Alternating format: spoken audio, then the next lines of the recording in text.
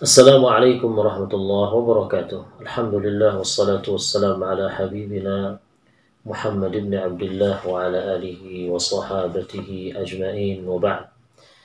Selamat berjumpa dan bergabung dengan saya di channel Ocu LC Ngaji OLN. Mudah-mudahan pada pertemuan ini kita diberikan keberkahan oleh Allah Subhanahu wa taala. Para pecinta kajian akidah, pada video ini dan seterusnya kita akan mengkaji atau membahas kajian akidah yang akidahnya itu adalah akidah mutakallim sunni yang diambil dari salah satu kitab yang ditulis oleh Ibnul Baqillani, sebuah karya tulis beliau yang judulnya adalah Al-Insaf Fima Yajibu I'tiqaduh wa la Yajuzul Jahlu Bih. Para rekan-rekan sekalian, sebelum kita membaca kitab tersebut, ada beberapa pengantar dulu yang ingin saya sampaikan di video kali ini. Untuk itu, mari kita lihat slide berikut ini. Mudah-mudahan slide ini bisa menyampaikan atau menjelaskan apa yang saya sampaikan atau yang ingin saya sampaikan. Baik. Dalam slide ini atau slide pertama yang saya tampilkan ini terkait dengan maksud dari akidah mutakallim sunni. Jadi kalau kita lihat di di flyer yang sudah disebarluaskan, itu tertulis kajian akidah mutakallim sunni. Jadi kajian, kemudian ada kata akidah, kemudian ada mutakallim sunni. Jadi ada 3 kata. Nah, jadi konten dari video ini adalah mengkaji akidah mutakallim sunni. Nah, yang harus kita pahami terlebih dahulu adalah maksud dari akidah mutakallim sunni, supaya nanti apa yang kita baca, apa yang kita pelajari, yang kita bahas itu sudah tergambar seperti apa betul maksud dan konsepnya. Baik, kita mulai dari akidah akidah mutakallim sunni. Jadi apa yang saya maksudkan dengan akidah mutakallim sunni ini? Akidah mutakallim sunni, akidah mutakallim lah begitu. Maksud dari akidah mutakallim di sini adalah akidah Islam yang itu dijelaskan dan dipaparkan oleh para mutakallim sunni tentunya dengan metode mereka. Jadi para mutakallim sunni itu dia punya metode di dalam menjelaskan atau membahas mengkaji akidah Islam itu. Jadi kitab yang kita baca ini adalah satu dari sekian banyak buku yang menjelaskan akidah Islam ini dengan menggunakan metode atau pendekatan mutakallim sunni. Jadi akidah mutakallim ini artinya adalah akidah agama kita, akidah Islam yang itu dijelaskan, dipaparkan, diuraikan oleh mutakallim dengan corak atau dengan metodologi khusus mereka, itu yang kita sebut dengan corak kalam tadi. Kemudian untuk mutakallim itu sendiri, apa yang saya maksudkan dari mutakallim itu sendiri? Nah, di sini saya sebutkan bahwa mutakallim yang saya maksudkan di sini itu adalah ulama yang dia punya metode khusus yang dia gunakan dalam ranah akidah, di mana nanti metodenya itu bisa dirincikan dalam 4 poin. Pertama, tarkus sukut 'anil kalam fi usuluddin. Mereka tidak tinggal diam gitu dalam membincangkan masalah usuluddin atau masalah akidah. Artinya mereka ikut terlibat memperbincangkan atau membahas masalah-masalah akidah. Itu ciri-ciri pertama itu, atau ya bisa dikatakan kriteria pertama dari manhaj yang dipakai oleh apa yang disebut dengan mutakallim. Yang kedua, mereka punya bentuk manhaj juga, al-khawdu fi munadharati ahli al-ahwa'i wal bid'ah. Mereka juga tidak bersikap apa namanya? Mereka terjun langsung atau terlibat langsung dalam dunia perdebatan dengan para katakanlah sekte-sekte yang menyimpang begitu. Jadi mereka langsung turun lapangan, mereka melayani perdebatan dengan tokoh-tokoh atau kelompok-kelompok yang mereka anggap menyimpang. Bukan mereka menghindari, ya, tapi justru mereka melayani. Jadi kalau ada yang memang mau berdebat, ya mereka layani. Baik itu perdebatan secara lisan, ya, face to face, ataupun perdebatan yang dengan menggunakan karya tulis. Intinya mereka melibatkan diri mereka, terjun langsung dalam konflik, adu argumen, adu pendapat dalam masalah-masalah akidah.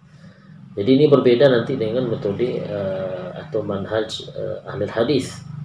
Kalau ahlul hadis, manhaj mereka dalam akidah itu lebih banyak menghindari perdebatan.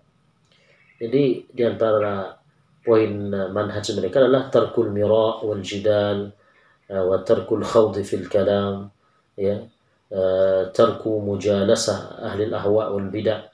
Jadi metode bukan metode, maksudnya bentuk manhaj mereka atau ahlul hadis, manhaj ahlul hadis ini dia lebih cenderung menghindari perdebatan. Nah, sementara bentuk manhaj dalam akidah yang dipegang oleh mutakallim itu adalah mereka justru terjun ke lapangan, langsung berdebat. Kemudian yang ketiga, poin manhaj mutakallim ya, adalah al-khawdu fi mabahith al-usul allati lam yakun as-salafu yatakallamuna fiha. Mutakallim itu punya ciri khas di mana mereka membahas hal-hal yang terkait dengan akidah ya, yang sebelumnya itu tidak dibahas oleh para ulama salaf atau para ulama-ulama sebelum mereka. Jadi masalah-masalah yang belum disinggung, yang belum dibahas oleh ulama-ulama Islam sebelum mereka, itu justru mereka bahas. Karena ini efek dari sekte yang menyimpang, yang mengangkat itu terlebih dahulu. Contohnya begini, masalah iman itu qadim atau hadis umpamanya, atau yang lebih jelas itu seperti al-lafzi bil Quran ya, pelafalan atau pengucapan Quran itu apakah makhluk atau tidak. Ini kan tidak dibahas oleh para ulama sebelum Imam Ahmad dan seterusnya ya, atau mungkin sebelum itu juga, sebelum Imam Ahmad. Nah, cuma ketika ada yang mengangkat itu, sudah ada yang membahas itu, akhirnya apa? Ada ulama yang langsung membahas itu. Ada ulama yang membahas itu. Sehingga bentuk manhaj akidah yang dipegang oleh ulama mutakallim ini adalah mereka akhirnya apa? Masuk dalam ranah pembahasan akidah yang sebelumnya belum dibahas atau tidak dibahas oleh ulama-ulama sebelum mereka. Baik, kemudian yang keempat, bentuk dari manhaj akidah ulama mutakallim itu adalah mereka banyak menggunakan argumentasi akal atau rasional ya. Artinya mereka menggunakan nalar, argumentasi yang menggunakan nalar ya, kemampuan nalar untuk mematahkan ataupun mematahkan argumentasi lawan dan menguatkan argumentasi Ahlus Sunnah wal Jamaah. Jadi akidah-akidah yang materi-materi akidah yang sudah jelas, yang sudah mereka terima dari ulama sebelumnya atau yang disebutkan dalam hadis, dalam Quran, itu mereka backup, mereka perkuat ya, keabsahannya dengan menggunakan apa? Argumentasi rasional. Nah, jadi al-mutakallim atau mutakallimin yang saya masukkan di sini adalah siapa saja yang dia punya manhaj seperti ini. Mereka tidak tinggal diam dalam membahas masalah akidah, mereka membicarakannya. Kemudian yang kedua, mereka terlibat dalam berdebat dengan sekte-sekte yang mereka anggap menyimpang akidahnya, baik itu secara lisan ataupun tulisan. Kemudian mereka membahas masalah-masalah akidah yang sebelumnya belum dibahas. Kemudian yang keempat, mereka berargumentasi dengan nalar ya, dengan nalar, tapi tetap juga ada yang menggunakan nusus syar'iyyah. Tapi yang lebih dominan adalah menggunakan nalar dalam berargumentasi. Nah, jadi akidah mutakallim yang saya masukkan sini adalah akidah ulama yang seperti ini coraknya. Kemudian mutakallim sunni. Mutakallim sunni. Mutakallim sunni ini artinya adalah mutakallim yang memang dia ada di barisan Ahlus Sunnah wal Jamaah. Artinya bukan mutakallim dari golongan Mu'tazilah umpamanya, mutakallim dari golongan Syiah, tidak. Tapi mutakallim yang dia berada di barisan Ahlus Sunnah wal Jamaah. Dia sunni, dia Ahlus Sunnah, tapi corak akidahnya itu berbasis atau menggunakan metode kalam. Jadi itulah yang saya maksud dengan mutakallim sunni. Ala kulli hal, jadi bil jumlah, kesimpulannya atau singkatnya, akidah mutakallim sunni yang saya maksud di sini adalah akidah Islam yang itu dipaparkan, dijelaskan, diuraikan oleh seorang mutakallim atau para mutakallim dengan kriteria yang 4 tadi. Dan mutakallim di sini adalah mutakallim di barisan Ahlus Sunnah wal Jamaah. Nah, kemudian poin berikutnya adalah apa iya ada mutakallim sunni itu. Jadi kalau kita bicara tentang historis ya, tentang data sejarah, apa iya ada mutakallim sunni dengan kriteria yang katakanlah 4 kriteria tadi. Apakah memang betul ada mutakallim sunni itu dalam sejarah intelektual Islam ya? Maka kita lihat dalam beberapa poin di sini, umpamanya kita lihat dalam beberapa teks ini saya tunjukkan dalam kitab Al-Milal wan Nihal umpamanya, di sini saya lampirkan. Ini kitab Al-Milal wan Nihal karangan salah seorang tokoh Asy'ariyah juga yang bernama Asy-Syahrastani ya, kitab Al-Milal wan Nihal. Di sini beliau menjelaskan seperti apa sebetulnya mutakallim itu. Jadi kata beliau, amma salaful ladzina lam yata'arradu lit-ta'wil wa lastahdafu lit-tashbih. Jadi di sini dia menguraikan bahwa ulama salaf ada yang bercorak tashbih. Artinya ada ulama salaf yang dia terkontaminasi dengan tashbih, terkontaminasi oleh sebuah tashbih. Ini uraian sebelumnya. Nah, yang di sini dia katakan bahwa adapun salaf yang mereka tidak terkena syubhat tashbih, tidak menakwil, kata beliau, itu diantaranya ada Imam Malik, ada Imam Ahmad, Sufyan ya, kemudian Daud Al-Asfahani dan yang mengikutinya. Ini ulama salaf yang bercorak tidak terkontaminasi oleh tashbih akidah mereka dan tidak bergelut dengan penakwilan atau ta'wil. Nah, kemudian kata Asy-Syahrastani berikutnya, hatta intahaz zaman ila Abdullah bin Sa'id Al-Kullabi. Nah, di sini yang kita sebut dengan Ibnu Kullab ya. Jadi akhirnya sampailah periodenya itu kepada sampailah ke masa Abdullah Ibnu Kullab tadi ya, kemudian Al-Qalanisi, kemudian Wal Harith ya, dalam ada juga yang menyebut Wal Harith Al-Muhasibi, atau kita sebut Al-Muhasibi saja. Jadi kata Asy-Syahrastani, wa haula kanu min jumlatis salafi illa annahum basharu ilmal kalam. Sini poinnya. Jadi ulama-ulama yang disebutkannya tadi seperti Ibnul Kullab atau Al-Qalanisi atau Abul Harith Al-Muhasibi, ini kata beliau kanu min jumlatis salaf. Mereka ini sebetulnya termasuk ulama salaf.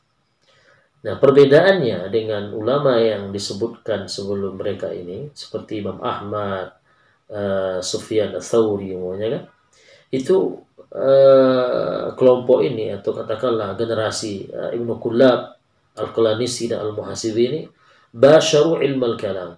Mereka menggeluti terjun langsung, bersentuhan langsung dengan dengan ilmu kalam. Di sini poin. Jadi ulama-ulama yang 3 orang ini contohnya Ibnu Kullab, Al-Qalanisi dan Al-Muhasibi ini mereka salaf juga. Mereka sezaman juga dengan Imam Ahmad bin Hanbal, tapi mereka ini punya corak bentuk atau metodologi lah, punya metodologi dalam akidah,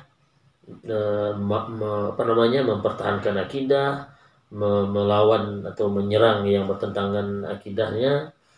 Itu dengan apa? Dengan menggunakan metode ilmu kalam. Jadi kata Syarostani, basyaru ilmu kalam. Mereka menggeluti langsung ilmu kalam. Wa ayyadu aqaidas salafi bihujajin kalamiyah wa barahin usuliyah. Jadi kelompok Al-Kullabi, Al-Qalanisi, Al-Muhasibi ini, mereka menggeluti ilmu kalam, kemudian mereka menguatkan akidah salaf dengan apa? Bihujajin kalamiyah, ya, dengan argumentasi bercorak kalam, wa barahin usuliyah, dan dengan argumentasi kaidah-kaidah dasar gitu.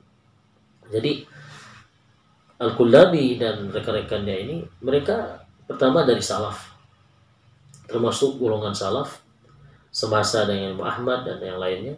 Kemudian mereka punya pandangan, punya metodologi bahwa akidah salaf yang sudah mereka terima dari ulama sebelum mereka, itu mereka ingin kuatkan, ingin bela, ingin ingin dipertahankan dengan metode ilmu kalam, ya, dengan menggunakan argumentasi kalam gitu. Kemudian apa yang mereka lakukan? Wasannafa ba'duhum wa darrasa ba'du. Jadi Al-Kullabi, Ibnul Kullab dan kawan-kawan ini, mereka ada yang aktif menulis, ada juga yang aktif mengajar. Jadi betul-betul Ibnul Kullab dan rekan-rekannya ini memang aktif betul dalam kancah perdebatan akidah. Jadi sampai mereka ada yang menulis, ya, karya tulis, ada juga yang sampai mengajarkan akidah salaf itu dengan menggunakan metode yang mereka buat, atau dengan metode hujaj kalamiyah atau barahin usuliyah. Hatta jara baina Abil Hasan al-Ash'ari wa baina ustadihi munadhara. Nah, kata Asy-Syarastani, sampai akhirnya peristiwa di mana Abul Hasan al-Ash'ari berdebat dengan gurunya tentang beberapa masalah, dan akhir dari perdebatan itu apa? Fatakhasama wanhaza al-Ash'ari ila hadhihi at-ta'ifah. Akhirnya klimaks dari perdebatan itu, Imam Abul Hasan al-Ash'ari, beliau akhirnya meninggalkan pemahaman Mu'tazilah, dan akhirnya beliau berafiliasi ke ta'ifah. Jadi hadhihi ta'ifah maksudnya kelompok ulama salaf yang tadi punya metodologi kalam dalam memperkuat dan mempertahankan akidah salaf. Fa'ayyada maqalatahum bimanahija kalamiyah. Lalu apa yang dilakukan oleh Abu Hasan al-Ash'ari setelah itu? Setelah dia keluar dari Mu'tazilah, dia memperkuat pandangan-pandangan ulama-ulama salaf yang tadi berbasis kalam tadi dengan apa? Bimanahij kalamiyah, dengan manhaj kalam lagi. Artinya Abu Hasan al-Ash'ari itu melanjutkan estafet, melanjutkan perjuangan ulama-ulama salaf, Ibnul Kullab, Al-Qalanisi, Abul Harith Al-Muhasibi, ulama salaf yang tadi punya manhaj atau metodologi kalam dalam mempertahankan akidah salaf. Wasara dzalika madhhaban li ahli sunnati wal jamaah. Dan akhirnya akidah yang disampaikan oleh Abu Hasan al-Ash'ari dengan corak ilmu kalam tadi, dengan metodologi kalam yang beliau lanjutkan perjuangan ulama-ulama sebelumnya tadi, itu akhirnya apa? Menjadi sebuah madhab, katakanlah menjadi mazhabnya Ahlussunnah wal Jamaah. Artinya apa? Akidah salaf yang di backup dengan metodologi kalam ini akhirnya menjadi sebuah mazhab dan diterima sebagai sebuah mazhab Ahlussunnah wal Jamaah. Nah, jadi dari keterangan Syarostani ini nampak bahwa memang ada mutakalim sunni itu. Contoh di sini disebutkan apa? Sa'id Ibnu Kullab atau Ibnu Kullab Al-Qalanisi, kemudian Al-Muhasibi. Kemudian kita lihat lagi buku atau keterangan dari Abu Mansur Al-Baghdadi, ya, dalam bukunya Al-Farqu Bainal Firaq. Nah, ini kita bisa lihat bukunya Al-Farqu Bainal Firaq, karangan Abu Mansur Al-Baghdadi. Nah, di sini kita baca sedikit saja atau kita ambil ringkas saja. Di sini beliau mengatakan apa? Fa'awwalu mutakallimihim, maka fa'awwalu mutakallimihim minas sahabah, artinya mutakallim yang pertama dari kalangan sahabat itu menurut beliau adalah Ali bin Abi Thalib. Kok bisa begitu? Karena kata beliau, haitsu nadhara al-khawarij wa nadhara al-qadariyah. Ya. Jadi karena Ali bin Abi Thalib ini dia terjun langsung berdebat dengan sekte atau kelompok menyimpang di zamannya seperti Al-Qadariyah dan Al-Khawarij, maka beliau katakan bahwa Ali bin Abi Thalib radhiyallahu anhu ini adalah sahabat mutakallim pertama dari kalangan sahabat. Maka saya katakan tadi, di antara manhaj mutakallim itu atau manhaj akidah yang saya jadikan sebagai corak atau ciri-ciri mutakallim itu adalah langsung terjun berdebat dengan tokoh-tokoh atau katakanlah kelompok-kelompok menyimpang. Kemudian kata beliau berikutnya adalah Abdullah ibnu Umar. Jadi selain dari Ali bin Abi Thalib, ada juga dari kalangan sahabat yang beliau anggap itu sebagai mutakallim, yaitu Abdullah ibnu Umar. Kok bisa? Nah, kata beliau, haitsu tabarra'a min Ma'bad al-Juhani fi nafi al-qadar. Artinya Abdullah bin Umar ini juga menyatakan bahwa beliau Abdullah bin Umar menyatakan atau katakanlah menyerang atau mengkritik pemahaman Ma'bad al-Juhani, tokoh sesat di zamannya. Ini berarti lagi-lagi tarkus sukut begitu, artinya menyatakan sikap langsung mengkritik tokoh sesat di zamannya. Kemudian kata Abu Mansur Al-Baghdadi, wa awwalu mutakallimi ahli sunnah minat tabi'in. Nah, sekarang kata beliau, mutakallim yang pertama dari kalangan tabi'in, kalau tadi dari kalangan sahabat, adalah Umar bin Abdul Aziz. Jadi kalau dari kalangan tabi'in, generasi tabi'in, itu mutakallim pertama dari kalangan ahlus sunnah menurut beliau adalah Umar bin Abdul Aziz. Kok bisa? Nah, ini kata beliau, walahu risalatun balighatun fi raddi 'ala al-qadariyah. Nah, ini indikatornya, ini ciri-cirinya. Karena Umar bin Abdul Aziz ini punya kritikan terhadap Al-Qadariyah, akhirnya beliau menganggap Umar bin Abdul Aziz ini termasuk mutakallim. Setelah Umar ini ada lagi Zaid bin Ali Zainal Abidin. Zaid bin Ali. Ini ciri-cirinya apa atau indikatornya apa untuk mengatakan dia mutakallim? Walau kitabun fi raddi 'ala al-qadariyah. Lagi-lagi indikatornya Zaid ini beliau mendebat sekte Al-Qadariyah. Kemudian Al-Hasan Al-Basri, ya, Al-Hasan Al-Basri juga ini mutakallim Ahlus Sunnah dari generasi tabi'in menurut beliau. Apa buktinya? Buktinya warisalatuhu ila Umar ibn Abdul Aziz fi dhammil qadariyah ma'ruf. Artinya apa? Indikator yang bisa dipakai untuk menunjukkan bahwa Al-Hasan Al-Basri ini adalah mutakallim dari kalangan tabi'in. Surat yang beliau kirimkan kepada Umar bin Abdul Aziz untuk yang isinya tentang mencela atau mengecam sekte Al-Qadariyah di zaman itu. Jadi ini berarti munazarah juga atau kritikan juga. Kemudian Asy-Sya'bi ini juga tabi'in, dinilai juga oleh Abu Mansur Al-Baghdadi ini sebagai mutakallim dari kalangan at-tabi'in. Indikatornya apa? Kata beliau, wa kana ashaddan nasi 'ala al-qadariyah. Asy-Sya'bi ini kata beliau adalah ulama yang betul-betul sangat anti dengan qadariyah. Begitu juga Az-Zuhri, ini juga kata beliau mutakallim dari kalangan at-tabi'in. Indikatornya apa? Wa huwa alladhi afta 'Abdul Malik ibn Marwan bi dima'il qadariyah.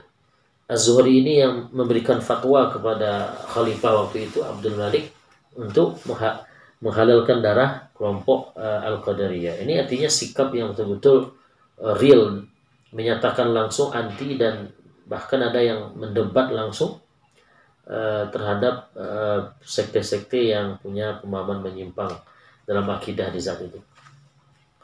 Oke. Kemudian lagi setelah itu Ja'far, ya, Ja'far bin Muhammad As-Sadiq. Nah, ini juga indikatornya juga ada, ya, menulis buku-buku yang intinya adalah mengkritik kelompok sesat di zamannya. Kemudian wa awwalu mutakallimihim minal fuqaha. Nah, ini generasi ahli fikih mazhab 4 itu. Siapa yang bisa dikatakan mutakallim pertamanya? Menurut Abu Mansur Al-Baghdadi adalah Abu Hanifah dengan Asy-Syafi'i. Nah, indikatornya apa? Ya, indikatornya kata beliau, Imam Asy-Syafi'i dan Imam Abu Hanifah ini punya karangan, punya karya. Ya. Contohnya Abu Hanifah kata beliau ada punya buku Al-Fiqhul Akbar yang isinya tentu tentang akidah, ya, tentang akidah. Dan akidahnya itu juga bercorak kalam, ya, ada berbau-bau kalamnya. Kemudian Asy-Syafi'i kata beliau juga punya 2 kitab dalam konteks akidah berbasis kalam ini. Satu kitab tentang Tashihin Nubuwah dan bantahan terhadap Al-Barahimah. Kemudian kitab Ar-Radd ala Ahli Al-Ahwa. Ini bagi beliau ini bukti bahwa Imam Asy-Syafi'i ini juga bisa dikatakan mutakalim dengan corak manhaj yang tadi. Kemudian setelah Imam Syafi'i kata beliau ada lagi mutakalim berikutnya talamidatu, murid-murid Imam Asy-Syafi'i al-jami'una baina ilmi al-fiqh wal kalam. Jadi ada murid-murid Imam Syafi'i yang mereka menguasai ilmu fikih juga, ilmu kalam juga. Nah, ini adalah mutakallim sunni yang muncul setelah era Imam Asy-Syafi'i. Contohnya apa? Abul Abbas Ibnu Suraij, ya, Abul Abbas Ibnu Suraij ini kata beliau abru'al jamaah fi hadhil ulum, adalah tokoh yang memang sangat viral betul, ya, dalam konteks ini. Punya buku yang membantah buku yang membahas tentang takafu al-adillah. Nah, setelah itu semua muncullah Abul Hasan Al-Asy'ari. Kemudian nanti murid-muridnya seperti Ibnu Mujahid, kemudian Al-Bahili, ya. Kemudian nanti murid-murid dari Al-Bahili dan Ibnu Mujahid itu yang terkenal seperti ini dia Al-Baqillani, kemudian Abu Ishaq Al-Isfaraini, kemudian Ibnu Fura. Nah, inilah bintang-bintangnya generasi dari murid-murid Abu Hasan Al-Asy'ari. Nah, kemudian ditambah lagi oleh Abu Mansur Al-Baghdadi. Selain dari mereka ada lagi kata beliau sebelum Abu Hasan Al-Asy'ari ini Abu Ali Al-Thaqafi. Nah, ini. Ada lagi Al-Qalanisi.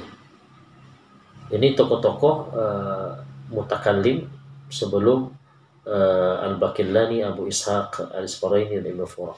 Jadi ini gambaran bahwa bahwa mutakallim sunni itu sudah ada. Memang ada, dan itu sudah dari kalangan salaf, dan itu menunjukkan bahwa mutakallim sunni itu sudah ada jauh sebelum itu, jauh sebelum Ibnu Al-Baqillani ini. Rekan-rekan sekalian, mari kita lanjutkan berikutnya pembahasan tentang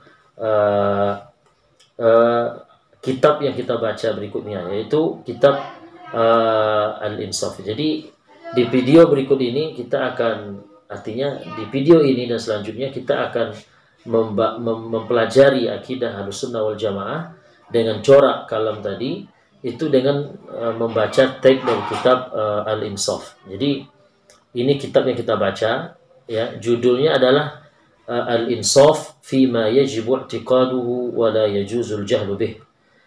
Al-Insaf fima yajibu i'tiqaduhu wa la yajuzu al-jahlu bih.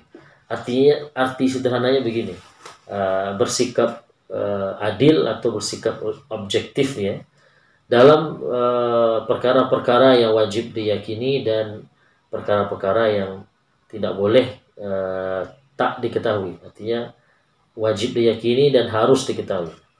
Jadi ini kitab yang kita pelajari, judulnya, ya, unwannya. Kemudian pengarangnya siapa? Pengarangnya itulah tadi Al-Qadhi Abi Bakar Ibnu Tayyib. Dia lebih masyhur dengan nama Ibnu Al-Baqillani, ya.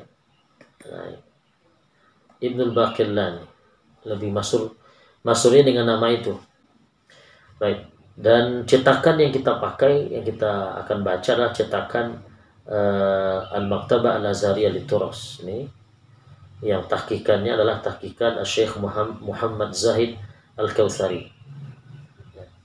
Inilah dia kitab akidah mutakallim sunni yang kita akan baca. Jadi akidah yang kita baca, yang kita bahas, yang kita pelajari dalam video-video atau konten ini adalah akidah yang dijelaskan oleh mutakallim sunni dengan corak kalam. Dan kita jadikan sampel, kita jadikan sebagai rujukannya adalah kitab karangan Ibnu Baqillani ini. Para rekan-rekan sekalian yang dirahmati Allah Subhanahu wa taala, saya rasa demikian dulu dan kita akan lanjutkan di video berikutnya, langsung masuk pada muqaddimah dari kitab ini. Mudah-mudahan bermanfaat. Wallahu taala a'la wa a'lam. Wassalamualaikum warahmatullahi wabarakatuh.